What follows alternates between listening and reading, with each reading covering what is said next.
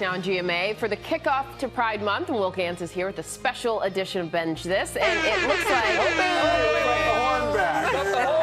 That's a Sunday. there are so many good movies to choose from, Will. So first up, let's look at some feel-good movies about LGBTQ characters. Yes, emphasis on feel-good here. Let's start with Fire Island. This is a retelling of Jane Austen's classic Pride and Prejudice, starring Joel Kim Booster, Bowen Yang, Conrad Ricamora, Matt Rogers, and Margaret Cho, among others. It's a laugh-out-loud, funny examination of chosen family and the ways we let our best friends love us when we can't love ourselves. It's streaming on Hulu, but it's rated R, you guys, so that one is not for the whole family. I will say, though, one that is for the whole family, Love, Simon. This is about a high school student who hasn't told his friends or family yet that he's gay, or that he's fallen for an anonymous classmate online. It's so sweet, and there's a scene in which Simon comes out to his mom, who's played by Jennifer Garner, and my wish is that every parent could see this so that they might have the language that they would need should they find themselves in a similar situation. Love, Simon is streaming on Amazon Prime. That is a beautiful moment, and I think it's based on the director's conversation with his mom.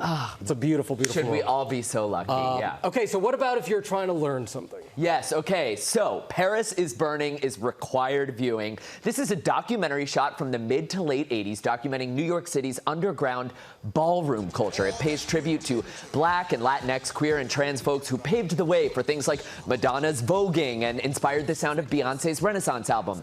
Paris is Burning is streaming on Max, and on that same platform, The Normal Heart is a star-studded movie based on a play about the rise of the AIDS epidemic in New York City in the early 80s. Listen to this cast: Mark Ruffalo, Matt Bomer, Jim Parsons, Julia Roberts. This is devastating, but as someone who wasn't alive at the time, it reminds me of all the ways that generations before mine survived and thrived so that I can be me today. What about award winners? Any of those on your list? Plenty, yes. I'm glad you asked. All of Us Strangers was named the Film of the Year by the Society of LGBTQ Entertainment Critics 2 years ago, and it stars Andrew Scott as a writer who lost his parents decades ago in a car accident. But upon visiting his childhood home, he's able to fully imagine the conversations that he'd have with them if they were still alive. Andrew's performance is one of the greatest I've seen on the big screen ever.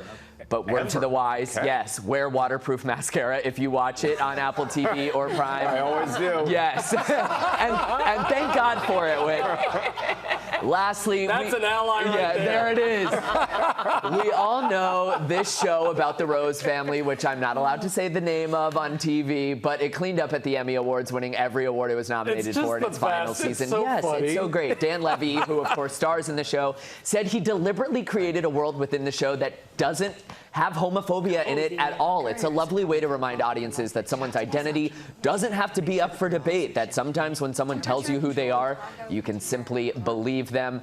That show is streaming now on Disney+. But how would Moira Rose say that? In the lee of a picturesque ridge lies a small and unpretentious winery, one that pampers its fruit How like are you a so ready for him to set you up like that? By the way, I didn't know he was going to ask me to do it, but I'm so glad you did. You just got it ready at all times. You never know. That's right. Will, Moira, thank you. Thank we you. appreciate it. And we'll be right back here on GMA. Happy Pride Month.